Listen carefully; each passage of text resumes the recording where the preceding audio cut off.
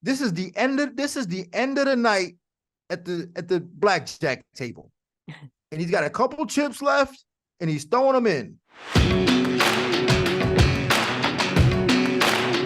What's up, everybody? Laura Sanko here, as always, joined by the great Dean Thomas. And we're here to talk about UFC 294. This video, as it pertains to the co-main event, was going to be Khamzat Chimaev versus Paulo Costa. Last minute switch up there. Paulo Costa having surgery, having staph, a whole mess of crazy things. But in steps, Kamaru Usman moving up to 185. A lot to talk about there, Dean. Were you following this roller coaster of emotion as it was playing out? Because I was glued to Paulo Costa's Twitter and Instagram. A little bit. Like, I kind of knew this was going to happen. I knew this was coming. I actually thought that he was going to make it to the fight. I thought he was going to make it to the fight, lose, and then blame it on the surgery and the infection and have all these excuses. But he didn't get it. He didn't get the fight. They pulled the fight. I don't know if he was the one who decided or they decided for him. But it was an easy out for him, right? To just be like, let me tell everybody, like, if you really wanted to fight, you don't tell nobody. You know what I'm saying? Like, you keep that on the low. Yeah. But I mean, he really announced it so that everybody knew that something was wrong with him. And it put the UFC in a position where they were like, we got to pull him. Yeah, I can't figure out for the life of me. I want to know the real timeline, because I'm sure the real timeline is a little different than when the information was disseminated, because and he wasn't real clear about this, but again, I went down this rabbit hole. My understanding is that the surgery he had 9 weeks before he made that post was already to address a staph infection. The staph infection was what caused the initial surgery. He said, I had a bursa removed and staph treated. And then I think they didn't get it all out. So I wonder if it wasn't as big of a, like, we're rearranging stuff in here type of surgery as much as it was an opening up, cleaning out. But if they removed a bursa, I'm not a doctor, I don't know. But it was very strange how specific he was. Exactly, like 9 weeks ago, I had this surgery. And then I'm telling you, swear to God, the first time I saw that elbow picture, I was like, he's got staph. Yeah, right. It looked so infected. Well, here's the thing, but the reality is this. Is if you want to fight, you obviously got to disclose that information to the UFC and let them know. Yeah. But if you really want to fight, like, you don't announce that. No, you don't put it out in public. You don't put that out in public, because now you know that. Because to me, when he put it out in public, it was like, all right, he's still going to take the fight, but he already got the built-in excuse that he's going to lose. So, but the UFC pulled him from the fight, so now it looks like he's not the punk about it. But the reality is, like, if he really wanted to fight, he would have just kept quiet about it. And whether he told the UFC or not, he would have still kept quiet about it, right? Yes. To the public, at least. But so I was glad that he's not taking the fight and they brought in Usman, because Usman's more of a professional. Mm-hmm. The last time we saw Paulo Costa, I had high hopes on him in the beginning, but the last time we saw him against Luke Rockhold, he looked like crap. Like, he looked terrible. And I was like, man, this guy's, he looked fun to watch, but he didn't look like a world-class fighter. Yeah. So I didn't expect much from him in this fight anyway against Khamzat. I thought Khamzat was going to run through him. Khamzat could very much run through Usman, but at least I like Usman's chances better, that he's going to take the fight more seriously. And I think it's going to be a better fight. Let me run through a couple of statistics real quick. Before we talk any more fight specifics here, because there's a couple of interesting ones. So Khamzat Chimaev, Kamaru Usman, Kamaru 20-3 overall, Khamzat 12-0, Kamaru 15-2 in the UFC, Khamzat 6-0, Kamaru 6 feet tall to Chimaev 6'2". Obviously, they're both going to be fighting at 185. Khamzat has fought there before, but often fights at 170. Kamaru actually has a 1-inch reach advantage just by being 2 inches shorter. And Kamaru, 36 years old to Khamzat's 29. Interestingly, because Khamzat's stats used to look a lot different before the Gilbert Burns fight. So striking accuracy for Khamzat Chimaev is still pretty high. It's 59.6%. Insane pace of strikes. 7.3 strikes, significant strikes per minute to Kamaru's 4.46. Interestingly, Chimaev's strikes absorbed per minute has gone from what was it, like zero Yeah. to 3.98. So that Gilbert Burns fight really did change the complexion of the overall, how we see his statistics. Takedown accuracy for Chimaev at 57.1, 45.7% for Kamaru. The interesting stat to me is their defense. So Kamaru Usman, 97.3% takedown defense, and Chimaev, 100%. Kamaru Usman, there's not a doubt, has the best takedown defense of anybody that Chimaev has faced so far. And that, to me, is going to be a fascinating challenge in this one. I guess I'll ask this question, because Kamaru is, we know about the wrestling, right? But that's the bread and butter of his game. But it really, in later years, it hasn't necessarily been. His striking has become the basis from which he operates. Do you think that will be the same? Do you think that will be the case in this fight? No, I don't think so. I honestly, I just don't think Usman's going to be able to contend with him in the wrestling department. I just don't think that he's youthful enough, scrappy enough to deal with some of the scrambles and the transitions that they may have. And the fact that Chimaev is probably going to be so much faster on the initial shot, if he decides to shoot, that he's going to get in so deep on Usman that Usman's going to go down. So I think Usman's stats in terms of takedown defense is going to be the same way that Chimaev's stats for his striking defense was altered by Burns. Yeah. Usman's defense is going to be altered by Chimaev, I believe. I believe that Chimaev gets him down pretty easy. Here's the thing, though, with Usman. Usman's going to have to be durable.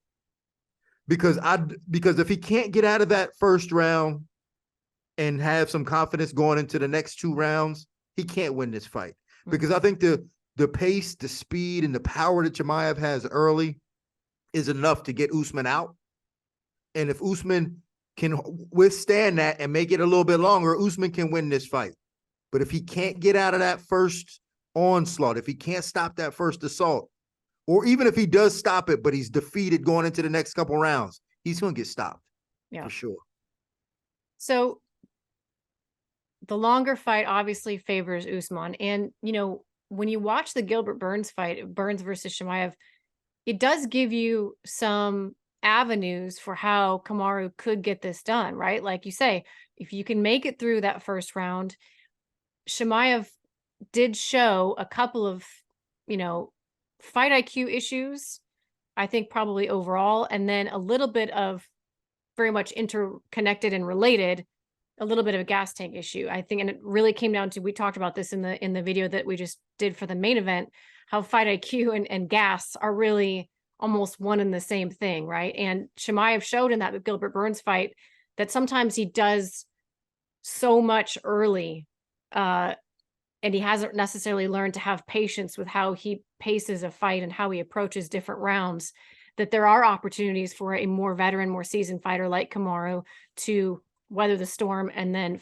use his superior technique to pull away later in the fight, maybe. And I think that's kind of what he's counting on. He's going to have to be really defensive and really smart early. And so we talk about Gilbert Burns and Gilbert Burns laying out that blueprint would be easier for somebody like Robert Whitaker to follow. Yeah. Who's a little bit more explosive and bouncy and, got, that type of explosive power. Usman doesn't really have that. Usman fights very strategically, a little slower, a little more calculated. He ties you up and does a lot of things and uses his length well from switching stances.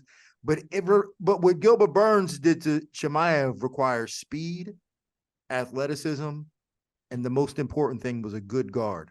Because when he got taken down, when Gilbert Burns got taken down, Chimaev went down in his guard and felt Gilbert Burns' guard. He felt them hips moving underneath him, and he said, like, no, I'm straight. I'm good. Let's stand back up. Yeah. He's going to take Usman down, and Usman's hips don't move that way. Usman's going to try to get back to his feet, which is going to favor a guy like Chimaev, who's just going to take his back and then ride him from the back for the next 3 minutes. So what people don't understand is that Gilbert Burns really stylistically matches up well, probably matches up better with a guy like Chimaev than anybody else in the world, really. Just because that's of where his MMA math. explosiveness. Yeah. That's where MMA math will fail you, because you can't just assume because Kamaru beat Gilbert that Kamaru can also beat, the same people that Gilbert, Right. did well against. Not that Gilbert beat Chimaev, obviously he didn't, but he did very well in that fight. So do you think that Kamaru's, because I don't see Kamaru wrestling offensively, but do you think his takedown defense can withstand that barrage, that onslaught? Well, here's the thing. That's the least of his worries, really, right? I think the least of his worries is getting out wrestled. It's him getting beat up after getting out wrestled, or him getting beat up on the feet is, I think, what he has to worry about. I think he's got to worry about the power of Chimaev, because let's not forget Chimaev does pack a punch. Yeah. I mean, he's flatlined another guy on his card. It's Alaskarov over in the previous fight in Russia. Yeah. He put that guy out for like 5 minutes. And what he did to Gerald Meerschaert, he has that type of dynamic power. So Usman, I think, has to worry about that more than just being out wrestled. I think if he's getting out wrestled, it's kind of good for him. It's just when he gets taken down, if he's getting beaten up, that's going to be the bad part for him. But if he's just getting out wrestled and out positioned, that's no problem. Are you surprised that Kamaru took this fight, especially such late notice?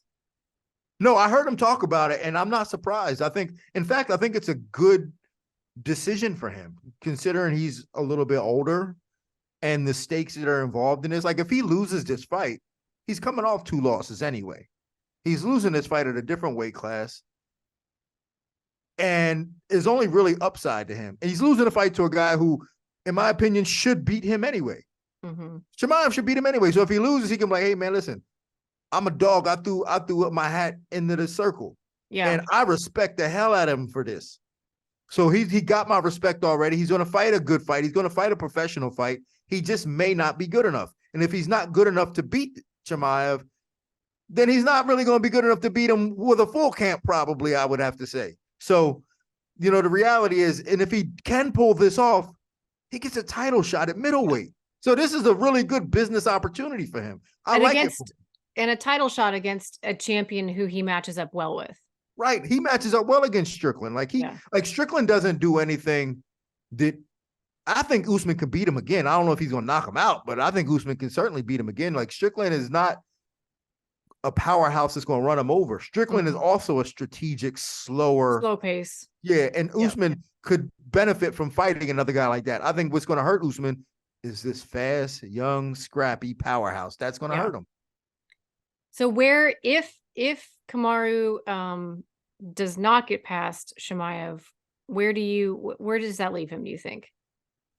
I mean, he goes right back down to 170, and there's still a lot of challenges for him. Like, you think he goes back to 170, or you think? Yeah, for sure. Okay. I think he goes back down to 170 and throws his hat into that mix and says, all right, you know what, there is Bilal Muhammad. There are a bunch of guys down here who I can test myself with. And I'm not sure that he'll do any better against those guys than at 185, but we'll see. Why do I feel like, and I'm actually asking this, not even like, why do I feel like I would not have been surprised to hear him start talking about, hanging the gloves up? Because I don't know why, but I felt like that's where he was trending, in terms of, like, he's done so much. He was such a dominant champion. And then it just, I don't know what it is. Because I don't know that he necessarily said that. No, that's why he's taking his fight. Yeah. This is the end of the night at the blackjack table. And he's got a couple chips left, and he's throwing them in. He's throwing in half of them. He's got another half just in case. So if he wins, he's going to use that other half. If he loses, he might go and just throw that other half in one more time. Like, this is the end. This is the end of the road for him. I think he knows that, which is why he's taking his fight. Which is why, like, even 10 days is probably even kind of good for him, because if he's not have the wear and tear of a camp. He didn't have to go through a whole camp. Yeah. And he can fight a smart fight for 3 rounds. So if he, like I said, if he can just get out of that first round and still have confidence in the second round, he'll have hope to be able to win the fight. So how does he do that? I mean, I did because I was trying to think about this exact scenario, and the only thing I could see consistently that Gilbert Burns landed that Kamaru also does well was the jab. But I don't know if, I mean, as good as Kamaru's jab is, which it is tremendous, I don't know if that, because like you say, his pace is so strategic, and he does really well when he can make those subtle stance switches and catch guys in really smart moments. Chimaev is about creating chaos wrapped in aggression. How does Kamaru get out of the first round? Well, I think he has to kind of invite that wrestling. I think he's going to do better inviting and turn it into a wrestling match, in which might wear Chimaev down a little bit. Even if he's losing the wrestling match, just make it a competitive wrestling match. Like, I can be losing. Like, you could be taking me down, take me down again, take me down again, take me down again. I'll stand back up. Just keep taking me down, then get a little tired. And then let's come back out in the second round while you're a little tired. And then let me start putting this jab on you. And then I can win the next 2 rounds. Yeah. But again, he has to try to turn it into a wrestling match and can't take a lot of punishment doing that. Because if he gets taken down and Chimaev says, nah, you're not getting back up, I'm just going to punch you in the back of the head and just wear you out. And then he starts, battering him from them spots, then Usman's not going to have, then it's not going to work. And I don't think there's anything Usman can do about that, really, if that happens. Yeah. He just don't have the legs for it. Yeah. So it could be tough. It could be tough. It's a fun fight. I love it. But if anybody can pull it off, if anybody who's good enough to go, all right, this is the game plan. I'm a professional. I'm going to follow the game plan. This is what I do best. Yeah. It's Usman. It's Usman. Usman can do that. He's got that level of intelligence and professionalism in him that he can do that. Yeah, I agree. I hope this fight makes it to a second round, because I love seeing, I don't know, I love seeing Khamzat in those moments. I mean, it's fun to watch him just walk through people as well, but it's fun to watch him really express his entire skill set, because we don't get to see it that often. Well, and that's another thing too. That's another thing too that Usman can exploit. Like, he may be able to take it.